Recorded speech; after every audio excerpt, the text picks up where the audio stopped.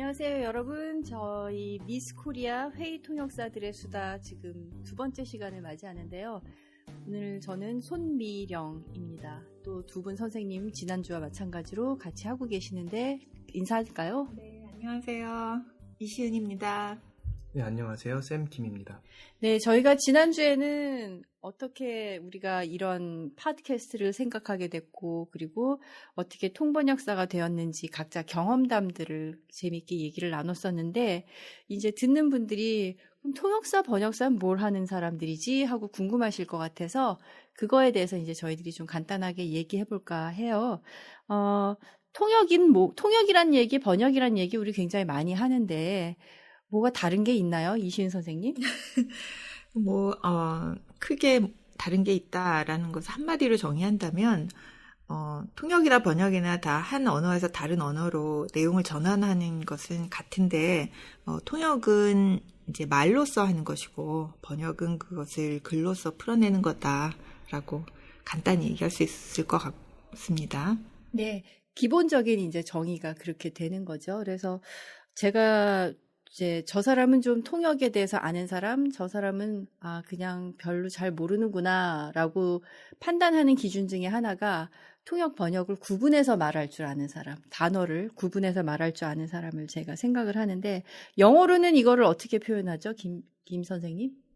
네, 통역은 interpretation이라고 하고 번역은 translation이라고 하는데 재미있는 것은 미국에서는 대부분의 사람들이 둘 다 translation이라고 하는 것 같습니다. 네, 그래서 통역사, 번역사를 뭐라고 그러죠? 영어로? translator라고 많이 하는데 정확히 말하자면 통역사는 interpreter, 번역사는 translator입니다. 네, 그래서 심지어 이제 대통령께서도 본인의 이제 통역사를 지칭할 때 my translator 이렇게 얘기를 하시는데 미국에서는 그거를 그렇게 혼용을 하는 게 용납이 되는가 봐요. 별 차이가 없나요? 예, 저도 근데 그런 경험이 많아요. 네.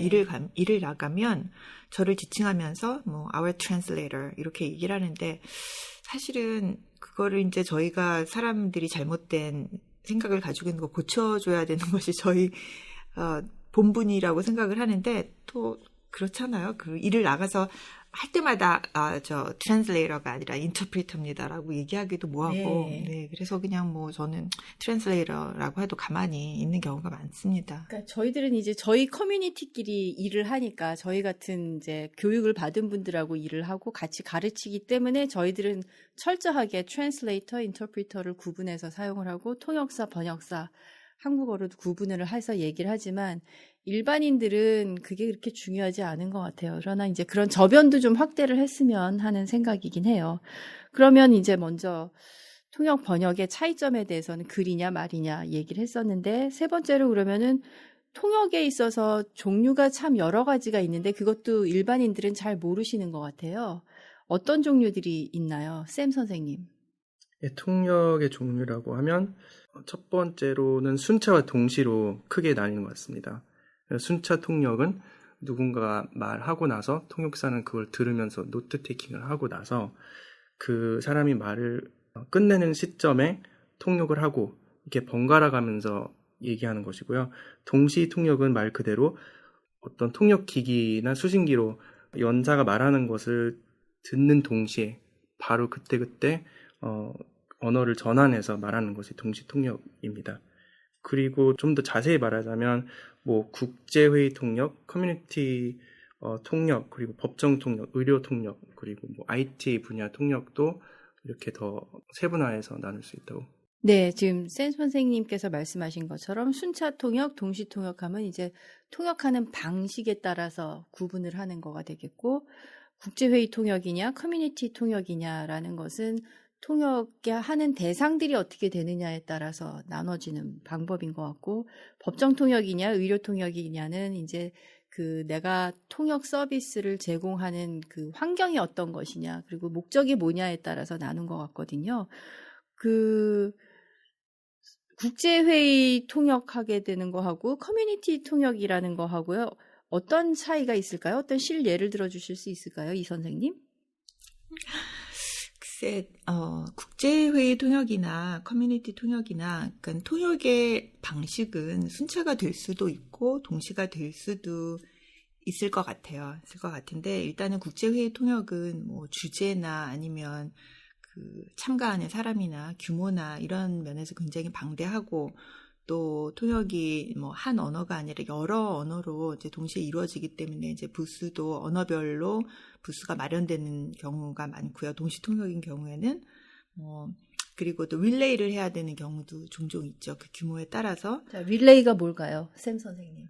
릴레이는 예를 들어서 미국 같은 경우에는 보통의 이제 발표가 영어로 되고, 그리고 예를 들어서 중국어 통역사, 한국어 통역사, 그리고 뭐 스페인어 통역사가 이렇게 세 팀이 있으면 다 각자 나라의 언어로 통역을 하는데, 만약에 그 연사 중에 한국 사람이 올라간다면 중국어 통역사들이나 스페인어 통역사들이 한국어를 알아듣지 못하기 때문에 거기에 있는 한국어 통역사들이 그 한국어 연설을 영어로 통역하면 그 동시에 스페인어 통역사들과 중국어 통역사들도 그 통역을 들으면서 또 한 번 각자의 언어로 통역하는, 이렇게 약간 복잡한. 네. 그래서 통역을 받아서 다른 통역을 한다라는 점에서 릴레이 통역이라고 얘기를 하죠. 네.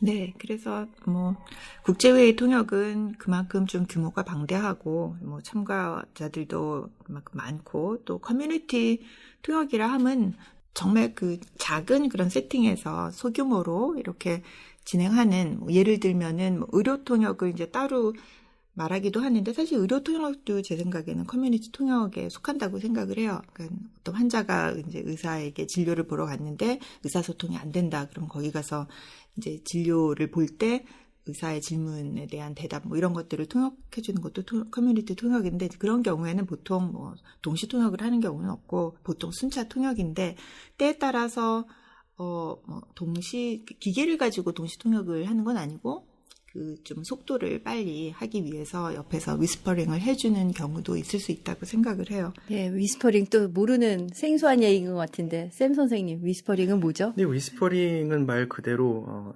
귓속말 하는 건데요. 기기 없이 통역이 필요한 사람 옆이나 뒤에 바로 앉아서 귀에다가 이렇게 손으로 입을 가리면서 그 사람만을 위해 통역을 작은 목소리를 하는 것입니다. 그렇죠. 통역하는 방법은 동시나 마찬가지인데 기계 없이 듣는 사람은 한 사람이나 두 사람에 한정돼 있다는 거죠. 네, 그래서 이 선생님? 더 이상 무슨 말?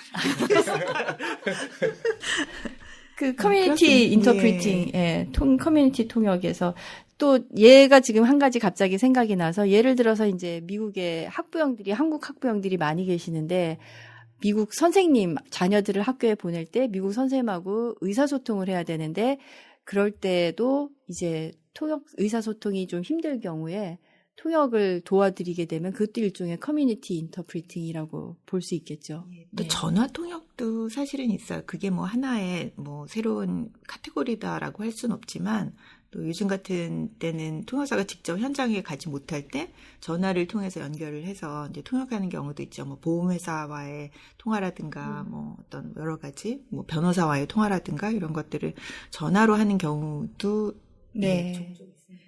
그러니까 보통은 이제 통역을 하는 현장에 모든 사람이 다 있는 걸로 생각을 하는데, 요즘은 이제 IT 기술이 많이 발달하고 통신 기술이 발달을 하다 보니까 그 통역 서비스를 필요로 하는 사람과 통역사가 반드시 같은 장소에 있지 않아도 되는 경우들이 굉장히 많죠. 그래서 전화 통역도 그렇게 해서 가능한 거고, 또 비디오 화상 통역도 그래서 가능한 거고, 그렇죠. 법정 통역의 경우에는 제가 그냥 말 나온 김에 말씀을 드리면, 그야말로 법정에서 소송이 일어나거나 아니면은 또는 의뢰인과 변호사 또는 상대방 측, 피고 원고 측이 서로 무슨 협의를 해야 되는 상황들, 이러한 것들을 그 언어 서비스가 필요할 경우에 통역사가 가서 하는데, 좀 특이한 점은 저희가 항상 통역을 할 때 의미 전달이 중심이 돼야 된다, 그렇게 얘기를 하는데, 법정 통역의 경우는 물론 의미를 전달하지만 반드시 직역을 해야 된다. 예. 그래서 그런 게 조금 다른 점인 것 같아요. 예. 단어 하나만 잘못 통역을 해도 굉장히 네. 미묘한 차이를, 네. 뉘앙스상의 미묘한 차이를 만들 수 있기 때문에. 네. 심지어는 상대가 그 말을 더듬으면서 말을 하더라도 통역할 때도 그거를 같이 더듬어서 해야 된다라고 얘기를 하죠. 네. 그리고 법정 통역할 때는 동시를 사용하기도 해요. 동시 통역 기기를 사용해서 하기도 하죠. 그러면 지금 통역이란 어떤 종류가 있는지를 얘기를 해봤고, 통번역사들 이제 이 선생님도 그렇고, 쌤도 그렇고, 저도 그렇고, 굉장히 오랫동안 일을 해왔는데, 그 통역 현장에서 생각해 보실 때, 번역 현장에서 해보실 때, 통번역사가 어떤 역할을 하는 것 같으세요, 본인이? 참, 간단하면서도 어려운 질문인데요. 쌤 선생님. 네, 이것도 역시 이제 그 통역의 종류에 따라 조금씩 달라지는 것 같아요.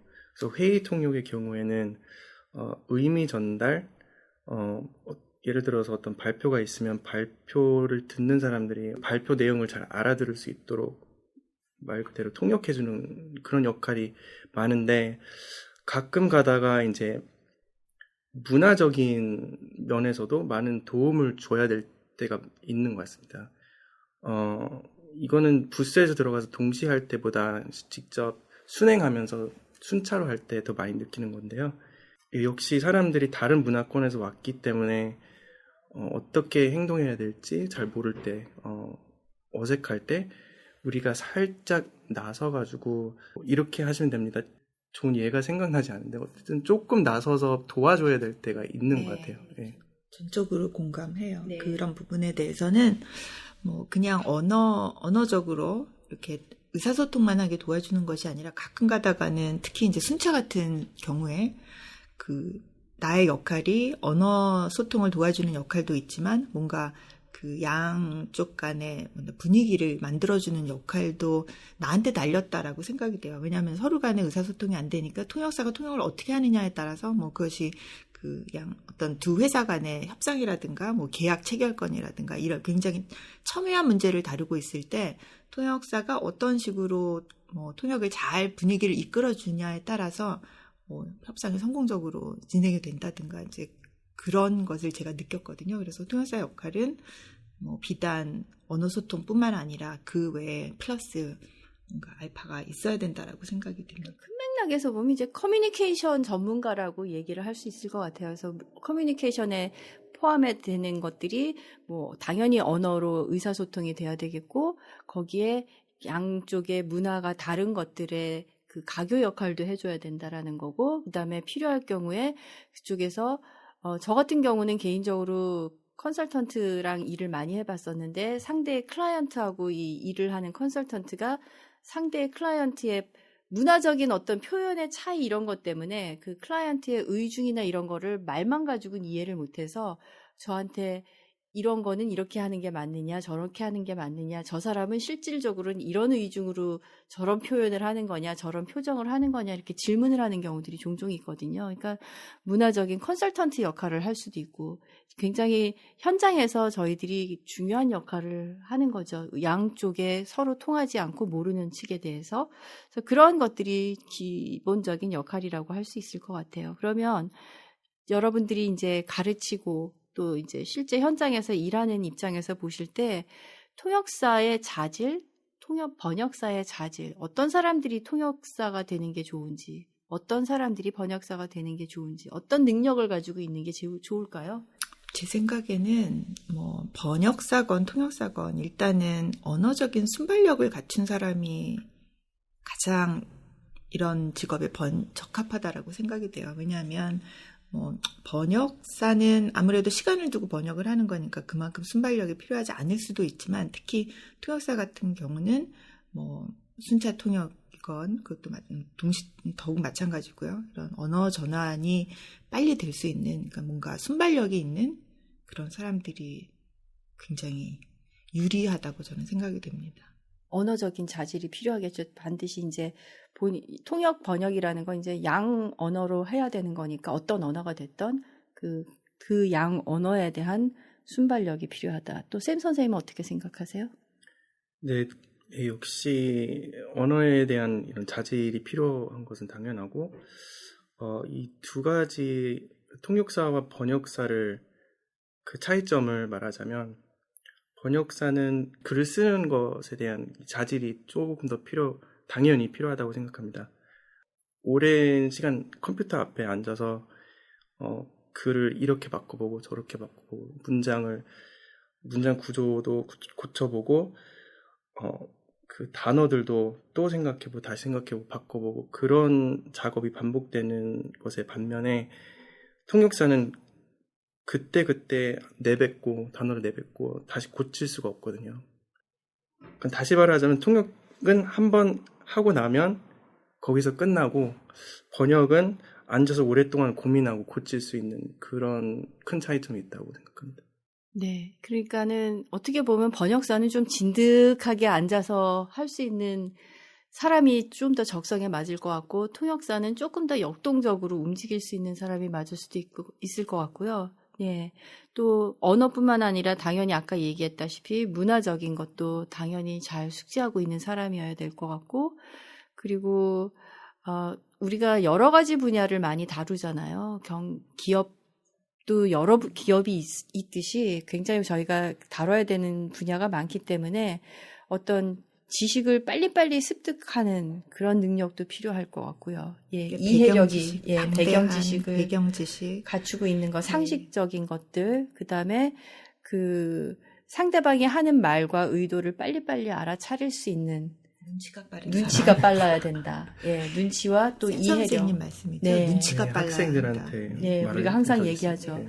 눈치가 빨라야 되고, 그다음에 이해력, 텍스트 분석력 그런 것들이 굉장히 필요하고, 특히 이제 말을 하는 데 있어서 물론 글도 마찬가지지만 논리적으로 잘 풀어줄 수 있도록 상대방이 이해할 수 있도록 해줘야 되는 그러한 자질들이 기본적으로 저희들이 필요로 하는 자질이라고 생각을 하죠. 그러니까 언어적인 자질은 사실은 이제 통역사가 되고자 한다면 기본적으로 갖추고 시작해야 된다고 생각하고, 통역사가 되기로 한 다음에 그 다음에 언어적인 이제 소양을 그때서 갖춘다고 하는 것은 좀 말이 안 되는 것 같고, 일단 언어적인 자질은 갖추고, 저희 학교에서 통역사 교육을 할 때 사실 언어 자체를 가리키는 것보다는 통역 기술을 가리키는 거잖아요. 그래서 그런 아까 뭐 제가 말씀드린 순발력이라든가, 그리고 어떤 문제에 닥쳤을 때 그런 그 대응력, 뭐 이런 것들, 위기를 모면할 수 있는 뭐 어떤 그런 여러 가지 그런 많은 능력들이 필요한 것 같고, 또 아까 샘 선생님 번역사 이제 자질을 말씀하셨는데, 제 생각에는 번역사는 그 글을 잘 쓰는 사람이 일단은 저는 좋은 번역사가 되는 것 같아요. 그러니까 아무리 양 언어에 출중하다 하더라도 그 우리가 이제 도착어라고 하는데 그 언어에 대한 글솜씨가 없으면 사실 훌륭한 번역이 나올 수가 없죠. 그래서 제 생각에는 정말 글을 잘 쓰는 작가들이 언어적인 소양을 갖추면 좋은 번역사가 되겠구나라는 생각을 저는 합니다. 네.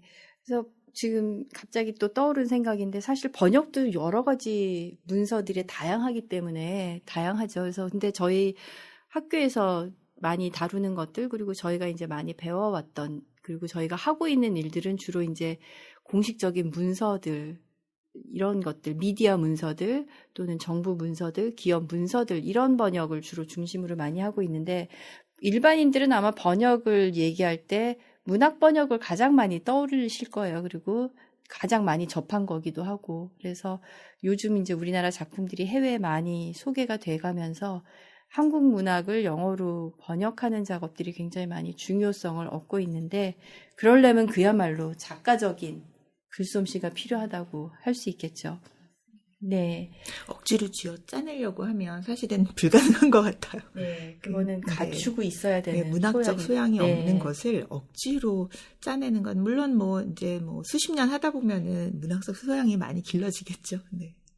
그러니까 그런 자질들이 통역하고 번역하는 데 필요하다라고 할 수 있겠고, 사실은 각 선생님들이 이제 통역 일을 하고 번역 일을 하면서 어떤 재미있는 에피소드가 있는지를 여쭤보고 싶었는데 시간이 너무 많이 가서 그건 또 따로 하나를 해도 굉장히 시간을 충분히 할애할 수 있을 것 같아요. 그래서 그건 그때 얘기해 보기로 하고 그럼 이제 통역사에 대해서 번역사에 대해서 통역이 뭔지 번역이 뭔지 얘기를 해봤는데 어떻게 하면 통역사 번역사가 되나요?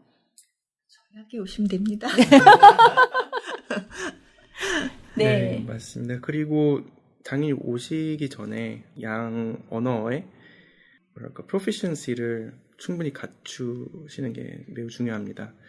아까 이시은 선생님께서 말씀하신 것처럼 여기서는 통 번역 기술을 가르치지 언어 교육에는 포커스가 맞춰져 있지 않습니다. 그래서 오시기 전에 어느 정도의 언어 실력을 키우셔야 되고 그리고 나서 여기서 공부하시면 됩니다. 네, 그러니까는 이제 우리 학교에 오라고 말씀을 드렸지만 이제 기본적으로 우리가 얘기하는 통역사, 국제회의 통역사 또는 전문 번역사가 되려면 통번역 대학원을 진학하는 것이 가장 좋은 방법이다라는 거죠. 한국에도 물론 있고 미국에서 저희 한국어, 영어 유일한 석사 과정인 저희 학교 과정도 있고요. 그래서 궁금하시면 저희 학교 웹페이지도 한번 보시면 좋을 것 같아요. 네. 웹페이지가 어떻게 되죠? 페이지요. 네. 네, 그 www.mis.edu입니다. mis.edu 이렇게 들어오시면 저희 그 미들베리 통번역 대학원의 웹페이지로 들어오실 수 있고 또 특별히 저희 그 한국어과 학생들을 위해서 저희가 운영하고 있는 블로그가 있어요. 저희 학생들이 자발적으로 운영하는 블로그입니다. 그래서 거기에서 학생들이 뭐 그 여러 가지 이 몬트레이 생활이라든가 그다음에 수업 중에 뭐 실제로 통역했던 경험 뭐 여러 가지 또 저희들이 이제 굉장히 화목하거든요. 그래서 또 추수감사절이면 같이 모여서 음식을 나누는 이런 여러 가지 이 몬트레이 통역대학원 생활을 그대로 담아서 보여줄 수 있는 이런 블로그가 있는데 거기 주소가 지금 사이트 그러니까 sites.mis.edu 그리고 슬래시 하시고 ti korean 이렇게 됩니다. 네, 스펠을 풀어서 한번 쌤 선생님이 다시 한번 얘기해 주세요. 영어로 본토 발음으로 해주세요, 쌤 이거는 선생님. 알파벳 하나하나 풀어주셔야지 찾기가 쉬우실 것 같아요. 알파벳을 네. sites.mis.edu/TIKOREAN 입니다. 아니면 뭐 네이버나 이런 그 검색 엔진에 그 미들베리 통역대학원 한국어과 뭐 이렇게 치면 검색을 하면 저희 블로그가 네, 나올 것 뜨죠. 같아요. 네네. 예. 그래서 여러분들께서 통역은 뭐 어떤 건지, 번역은 어떤 건지 조금 이해하는 데 도움이 되셨으면 좋겠습니다. 다음번에 또 저희가 재미있는 얘기 가지고 오도록 하겠습니다. 감사합니다. 감사합니다. 네.